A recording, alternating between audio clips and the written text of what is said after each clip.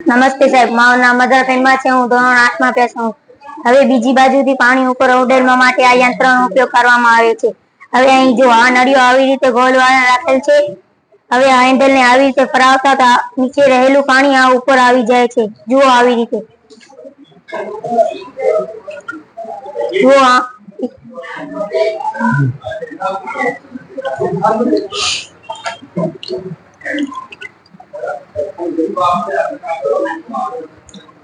બહુ સરસ યાર. હકીકતે છોકરાઓ સરસ મોડલ બનાવ્યો છે. કાલે ખાલી આપણે એને માર્ગદર્શન દીધું હતું આને પેજને, બરોબર કે નલી આવી રીતે લગાવજે, તું કરજે.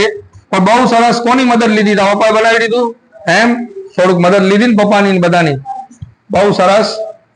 હકીકતે બહુ સરસ. જૂના જમાનાની અંદર છોકરાઓ પાણી મેળવવા માટે આનો ઉપયોગ આવી રીતે તળાવમાંથી કે કોઈક એવી નીચાણવાળી જગ્યામાંથી ઊંચે આપણે પાણી લઈ આવવું છે, ઉલેચવું છે, તો એના માટે આનો ઉપયોગ થાય છે. હવે તમે અહીં જોશો ને, સાવ સિમ્પલ છે. તમે આ પોતે બનાવી શકો છો. આ નળી છે.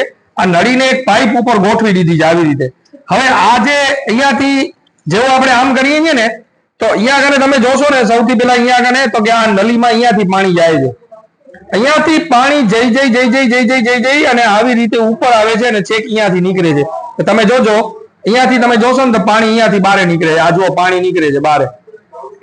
અહીંયાથી વળી પાછો ભરાશે પાણી. અહીંયાથી તમે જુઓ છો નળી દ્વારા ઉપર ચડે છે અને આખી એક સિરીઝ રચાઈ જાય છે.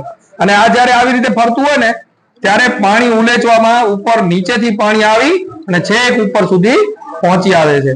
તો આ સાદું યંત્ર છે, પણ સિંચાઈ માટે ખૂબ ઉપયોગી છે. અને જૂનામાં જમાનામાં તો વપરાતું હતું, પણ અત્યારે પણ કોઈક જગ્યાએ આવા સાધનનો ઉપયોગ થાય છે. તો હું આશા રાખું છું વિદ્યાર્થી મિત્રો કે તમે પણ આવા નાના નાના સાધન બનાવી અને વિજ્ઞાનના સિદ્ધાંતોને ખૂબ સારી રીતે સમજી શકશો અને આત્મસાત કરશો. આભાર. જય વિજ્ઞાન.